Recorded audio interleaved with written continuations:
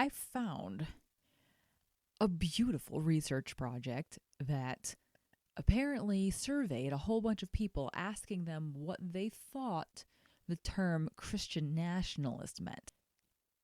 And they're like all over the map. First person is a man who's over 65, so 65 plus, who says, Christian nationalism means Christians who don't necessarily believe in Christian principles like love your neighbor, being forgiving, etc. Also being okay with at least a degree of authoritarianism if it gets them what they want. Yes, Christian nationalists are very authoritarian, but one person is going to say, oh yeah, I love my neighbor. I will not call them out if they're gay if they come to my church. Another person is going to say, oh, I love my neighbor. I tell them that they have to stop it because the truth hurts, but it's going to save them from hell. So both of them are going to claim that they love their neighbor. Here's another one. An abuse of the Christian faith, putting politics and religion on an equal base. That's kind of what I would say it is. So that would be my definition. This person who doesn't claim to have a religion, to me, a Christian nationalist, feels threatened by other religions and cultures and wants everyone to live the way they feel is right. You know, with a broad stroke of a brush, that's not exactly wrong. They do tend to bash people over the head. Here's another one. They say, a nation of Christians coming together as one. Here's another one. To them, Christian nationalism is bringing back the faith in God. So for some, it's a really just generic term for being a Christian in your nation. This one's from a Protestant. So they say Christian nationalists are religious people who love their country. So for this person, Christian nationalists are just patriots. Here's another one. People who hold a sense of supremacy about their Christian faith and impose their values and preferences of others militantly. I wonder what they mean by militant. But again, like broad stroke, not off the beaten track, but that could also, in many senses, mean, oh, someone who wishes to see God's law reflected in society just as a matter of course because we all happen to believe in the same God. So not exactly sure how far they mean with that. Again, a little mushy. Here's another one. Christians who pride in America being a blessed nation and God's favored nation, they err on the side of being American first and Christian second. That's pretty spot on in my opinion of Christian nationalists. Here's another one. One nation under God. That's what a Christian nationalist is. So again, to them, it's patriotism, more or less. So see how it gets like really mushy because a lot of people who use the term or have heard the term think it simply means decent patriotism. Other people think it's something else. And honestly, it is. But again, when you're using the term, you don't have the same audience. You don't have the same perception. Here's another Protestant. It's made up by the left, but I'm a Christian and it makes liberals mad, so I like it. That does sound like something a Christian nationalist would do. Here's one. It's code used by extremists to indicate government for white Christians by white Christians. So that's an interesting one. Here's a good one. People who have made their view of the U.S. into the God they worship, pursue, and fight for, completely lost sight of Jesus of Nazareth. Here's one. Christians who are political and open about it. Here's another one. Christian principles influencing all matters. Here's one. Racist, misogynistic, white, older, retro group of people wanting to return the U.S. to a time where everyone knew their place. Narrow-minded view that the Bible is the key to life for everyone. Oh, it literally has the word oh at the end of that quote. A proud Christian that is proud to be American and puts their country up there with God. Euphemism for racism and anti-Semitic fascism. A polite term for a Nazi sympathizer. You know, like, it's all over the map. It kind of has, like, something to do with Christians, something to do with the nation. Maybe not even politics, maybe just, like, patriotism. Like, that's about as far as it goes, as far as what unites any definition to each other. When a country is filled with only Christians, those who want to preserve America as a country with Christian values, white evangelicals who want to take and assert political power to create a white Christian nation, white supremacists and male superiority. Nothing at all. This one says, it doesn't mean anything, it's just misguided people. You know, honestly, I think that's the best definition yet. And I'm going to stop about there. I mean, this is a funny thing. Let me just find the article if you want to read it. It's called, quote, "In Their Own Words, How Americans Describe Christian Nationalism." And it's an article from October 27th, 2022, from the Pew Research Center, PEW. So there's a lot of things in here that alluded to like people thinking that Christian nationalism has something to do with racism slash unbiblical patriarchy, misogyny, hating on women, a couple things. I kind of skipped a couple of those, but where did that come from? Because Christian nationalists, anyone who proclaims himself as a Christian nationalist proudly, is going to deny both of those things. But there is a thread amongst some, again, because we haven't even, I just read you what people think Christian nationalism is. We haven't defined it. I've said, yeah, it often includes people who call themselves theonomists and reconstructionists, but is it or isn't it different than Christian nationalists or dominionists or whatever?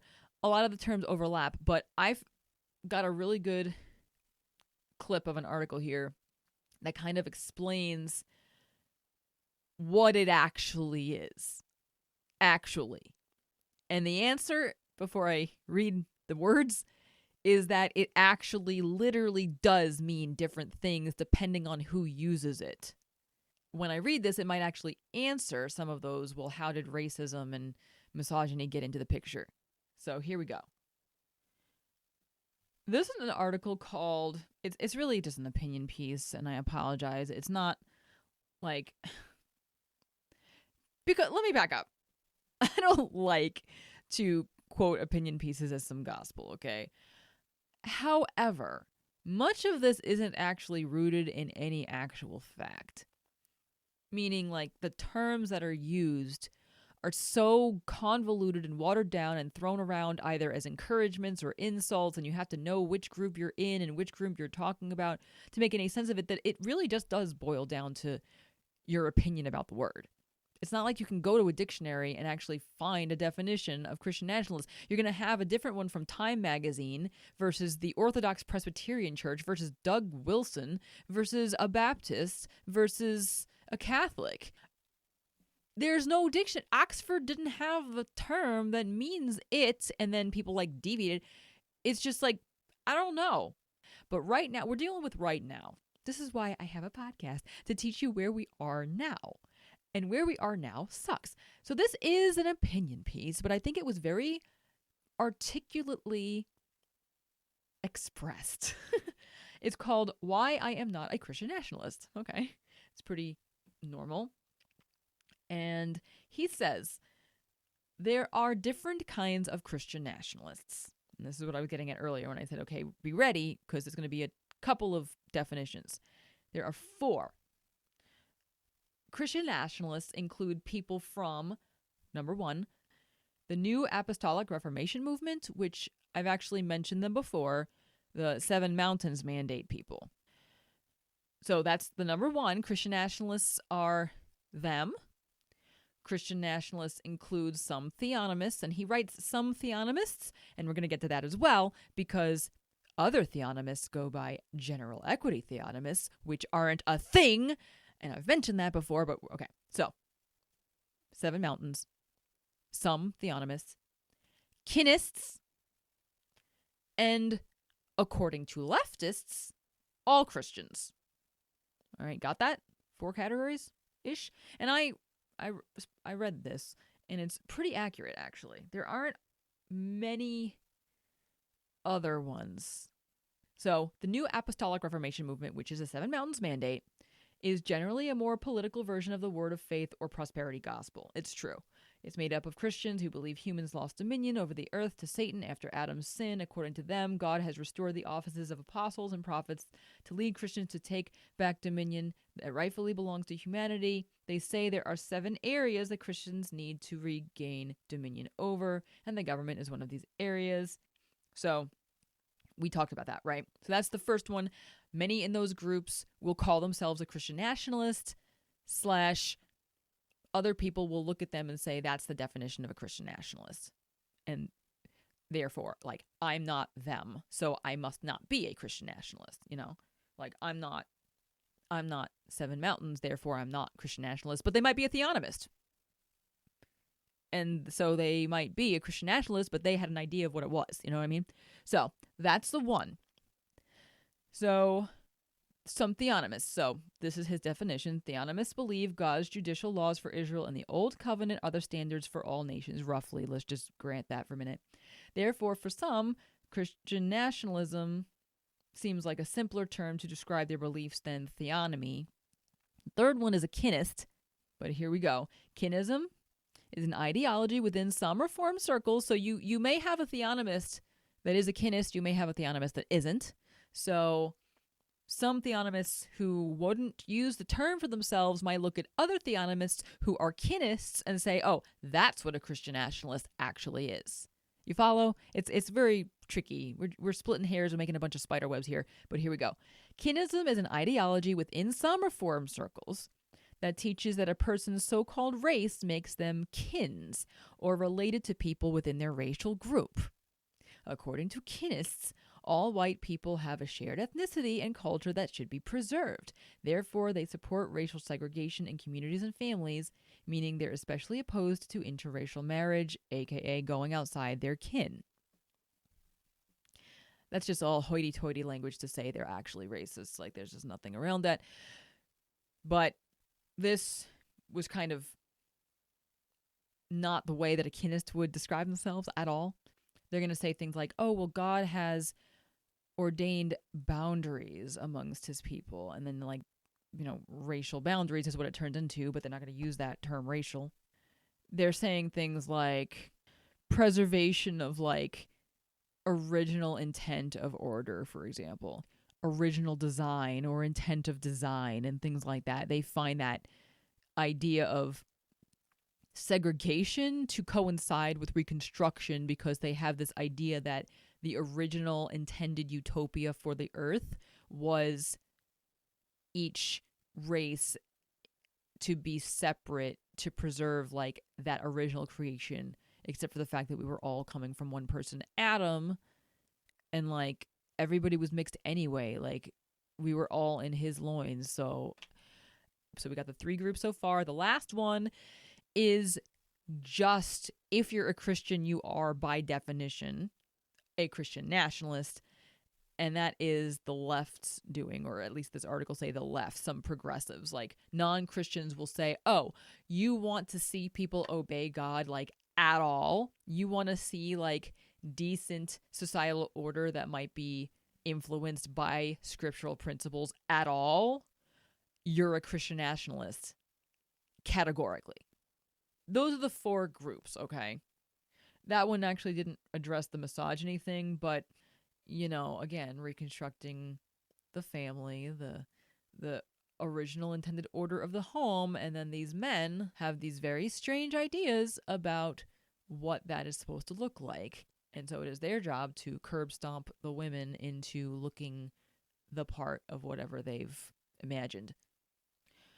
So I do have another article, actually, about the link between Christian nationalism and, like, Southern apologists. Even the theonomists, the Reconstructionists, who say they're not kinists, who say they're not racists, yeah, I believe they're probably not. But you have long enough conversations with them, and at the very least, you're going to start raising an eyebrow. From personal experience, there's some sort of amusement about the differences between cultures that is not, like, rooted in appreciation. It's kind of this weird backhanded, like, oh, I love our differences, but I'm really glad I'm not you. It's, I don't know. I did grow up around Southern apologists who said they weren't kinists, and how could that be? Well, in my case, it was because they said, well, no, we don't want the slaves to be, you know, still around. Like, we don't like slavery, but it wasn't about slavery. So that was just like, okay, some people had slaves. Okay, big deal. But, like, they would have gotten free anyway at some point, just magically. Like, I'm not making this up. They think like, oh, it wouldn't have been a thing because slavery wasn't really that big of a deal. So it would have just dissipated naturally because it would have got old. But the real situation was interposition. That is what Southern apologists who aren't kinists often hinge their arguments on to defend the South having been right. They don't want to say it was about slavery because if it was, like in their mind, suddenly they would be BLM. For them, saying slavery was wrong and that the South fought, the Civil War was fought to end slavery, for them doesn't equal all men are created equal. Minority races are more important than whites. Their quest to see all people as equal, like, turned on its head. So, like, that's why I'm saying, like, I don't think they're consciously kinist. Yes, you can eventually extract that they are kind of kinist, but they're not conscious of it. And I'm not saying that's a good thing. I'm saying it's a bad thing, but I'm saying that they're not with like a malice to it. They're not trying to hide it. Like the kinists are actually trying to just outright hide their racism. The people who are Southern apologists who are just like clueless, they're not trying to hide anything. I think over time, and I've actually seen it with people I know, over time they start to get it. You have enough conversation, you have enough patience, you have enough, private eye rolls in your own closet after dealing with them. Okay, fine. Be patient. We all have problems. They're not doing it out of malice. Kinists are freaking doing it out of malice. They do not pass go. They do not collect 200. So now to the article. Let me read the little thing that I think encapsulates how that all coincides with Reconstructionism. Here's the title. The Christian Reconstruction Movement in U.S. Politics. Okay? This is in the portion subtitled The South Rising? ? Quote, Rushdoony relied on a theological system and worldview promoted by R.L. Dabney, a Southern Presbyterian who was the architect of important aspects of Southern religion, defending not only slavery, but also a broad view of civilization that was perceived of as the biblical model. Rushdoony promotes Dabney's argument that the U.S. Civil War was a fight to defend a Christian patriarchal agrarian culture against the decaying humanism of Northern Unitarianism and industrialism. Underlying this was a deep critique of egalitarianism as undesirable, unworkable, and unbiblical. He taught Dabney's works to his followers and helped ensure that it was republished. Rushdoony also wrote approvingly of slavery apologist and vice president of the Confederacy, Alexander Stephens. Rushdoony agreed with Stephens that the cause of the Civil War was, quote, not slavery, but centralism, which remains a common argument in today's far right that is easily disputed by the various states' secessionist resolutions themselves. And it is true. Like, literally, if you read a lot of the South's recession letters or whatever, like, yeah, F you, we're not going to, give up. Like, it's all hinges about slavery. It's just, for all the Reconstructionists go history and know your history and learn where you came from, they're really bad at it. They don't even read, like, they only pick and choose what they want. I don't know, spinning all these webs. All right, so anyway, this particular paragraph I just read said, oh yeah, Rushdoony will defend slavery. Like, yes, he does. Not everything is as overt as that.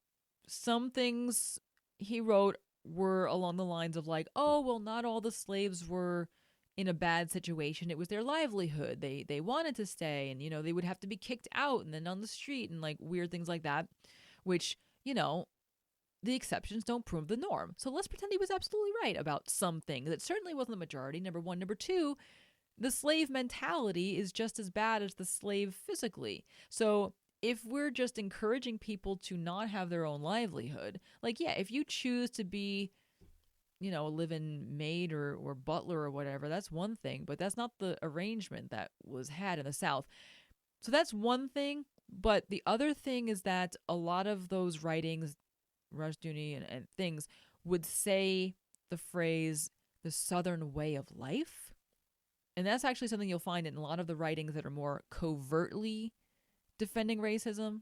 The Southern way of life was literally, we have all these fields of grain, and cotton and horses and cows, and we don't know how to take care of them without slaves, or we just don't want to, is more like it. That was the Southern way of life. The Southern way of life was to have so much farm asset, that you just didn't even know what you'd do without forcing people to work for you to take care of it. I'm not joking. Do research. I mean, I think a lot of people are going to actually agree with me on that, but if you don't, you got to read your history. And you're not going to read history that was just created in the 30s. Yo, like, none of this happened. This is like, okay, I've said this to my husband. I'm like, I am really nervous about this time that I live in, and like just seeing the precipice or like the cusp or the turnover, because there's a lot of people who are Holocaust deniers. Like, because the very last of those people who survived the Holocaust are dying. Like, there's very few left, especially now, in my opinion, that the last of them are pretty much gone. Now you're going to see a surge because now no one's alive to tell the tale. People who are Holocaust deniers could now just go back at all these people who are now dead and say, oh, but they didn't really mean that, and twist it, and nobody could defend it. The first, primary source is dead. They can't do anything to deny these Holocaust deniers. Same thing, once the last of those who fought in the Civil War were gone, the same kinds of things happened. So you had the 30s, 40s, 50s, and you have all these things happening with just rewriting history, and like, oh, you should look at it this way, or here's a theory, and nobody was alive to say anything. So Rushdoony's citing Stevens' view on slavery and equality. This is what I was talking about, where they were like, oh, well, it's our way of life, right? The cornerstone of constitutionalism for Stevens was not equality, but a general principle of subordination of the inferior to the superior. Stevens did not see slavery as an economic fact so much as a social fact, not so much one of capital and labor as one of superior and inferior. Not equality, but justice should govern the political or moral order and should be the controlling people. So, okay, the superior, inferior, we hear that and we're like, oh my gosh, they think that, black people were worse and like inferior. Yes, I agree. But like the way that they're trying to define superior, inferior has to do with morals, justice. Like, oh, well, we were the ones that happened to have Christianity and they didn't. And so we were like responsible for them. And so like we shared our religion with them, but they were still like less educated in the things of God. And so like that kind of superior, inferior should always be the case if we're the ones who know more about Christianity, which is just so funny because I don't remember Christianity condoning slavery. And so how superior could you possibly be? But anyway, this is how it actually goes into misogyny as well. Because of the familial structure, the man being given most of the responsibility, that means theoretically that he would know more than the rest of the family. It doesn't actually mean that, but in their mind, therefore, they have more clout existing, basically. Let's break it down again. Reconstructionism would reconstruct human hierarchical order the way it was always intended to be, not based on race, but based on moral understanding, moral intellect. The higher Christians in social order should have been calling the shots. Not because of our race, of course. It just so happens to be that we were white. But, and I actually, footnote, truly do think that they think that. I think they're wrong, and I think that if you break it down, it does end up being just racism. But, I'm just being them right now. So there's the thing in this next paragraph about kind of like blending from the Southern apologist thing into like just outright misogyny, which is like kind of beautifully done. But I'm going to go ahead and read that to you now. Importantly, Rushdoony integrated the Southern apologist's values in his development of what he considered a biblical worldview, a society that rejects democratic principles, including the notion that governmental authority derives from the consent of the governed, and that is opposed to the values of egalitarianism, pluralism, and tolerance. Instead, these thinkers envisioned a radically decentralized society in which families headed by patriarchs were, with few exceptions, autonomous from institutional control. An example given by Rushdoony is in the case of a young couple caught in fornication. Decisions about how to address the crime are, in this view, left entirely to the young woman's father, who can compel a marriage or opt for demanding what is effectively a dowry.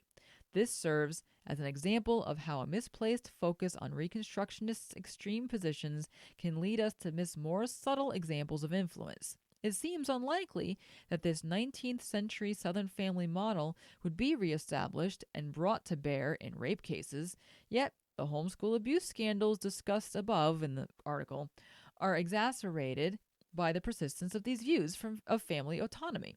This is partly why, for example, in the homeschool scandal that brought down the family values-focused TV reality show 19 Kids and Counting, the Duggar parents believed it was appropriate to keep information about their son's sexual abuse of his sisters and other minors within their family.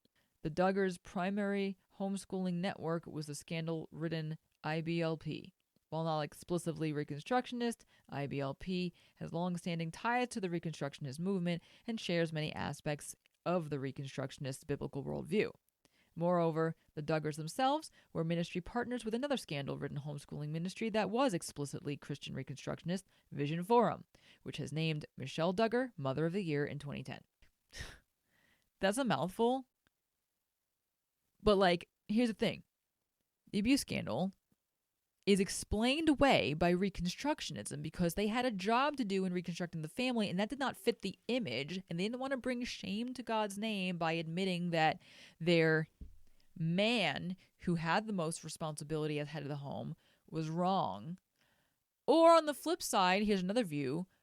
The man can't actually do wrong to that degree because his office as head of the home, or his office as man, decrees that he's just unable to. He had the biblical understanding. He did. So he had to have known something that, maybe we didn't. Maybe she was asking for it kind of thing. Maybe he wasn't 110% wrong. He couldn't possibly. There had to be something we don't know. Okay, let's rewind for a minute. The reason that only some theonomists would use the term Christian nationalists to describe themselves is because the people who don't use the term would consider themselves general equity theonomists who just don't actually exist. General equity theonomists are not theonomists. I mean, there might be a random thing here and there, but when you break it down, when you actually yes, they appear to be theonomists to you when you talk to them initially. When you break down what they actually mean, one of two things happens. Either they can't actually define their terms and they're all wishy-washy and they don't even know what the heck they are. They just like to rub shoulders with actual theonomists, but they're not, hardcore enough with the balls to do it. Or you discover they're just literally not, because the definitions they do provide are just legit not even theonomists. They're just so confused, and they're enamored, and they've been flirted with by theonomists, and they think it's all glamorous and fairy tale because they like the idea of the idealism that it implies. So here's a little article that I have that it's called Reconstruction Theonomy versus General Equity Theonomy. And it's pretty simply just comparing the two, and for the first number of paragraphs with the subtitles, it's pretty much together, okay? They both want God's law to be seen in the world, people obeying, yada, yada. But here's where it differs. Reconstructionist Greg Bahnsen, in his Theonomy and Christian Ethics, argues the Old Testament law, including all the civil, but not ceremonial, elements within the Sinai covenant, remains valid and authoritative. For Bahnsen, Jesus did not come to abolish the Sinai law, but to confirm it in its exhaustive detail. Okay? General equity theonomists agree on the abiding significance of the Sinai covenant.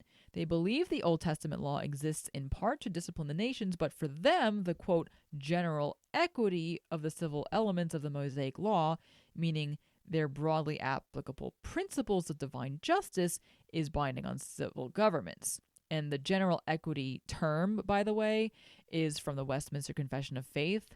It's clearly expository in the confession to mean something biblical. It's like, okay, yeah, we do not find the Hebrew Republic laws that were given to them to be a cookie cutter representation. And so theonomists who like to be called theonomists and to rub shoulders with theonomists, because theonomists seem badass, okay? We're going to have everybody, and we're like, oh, darn the consequences and all that. They like that, but they can't quite defend it. They can't. So they don't really jump there. They just say, well, general equity theonomy, which is just saying I'm a Christian.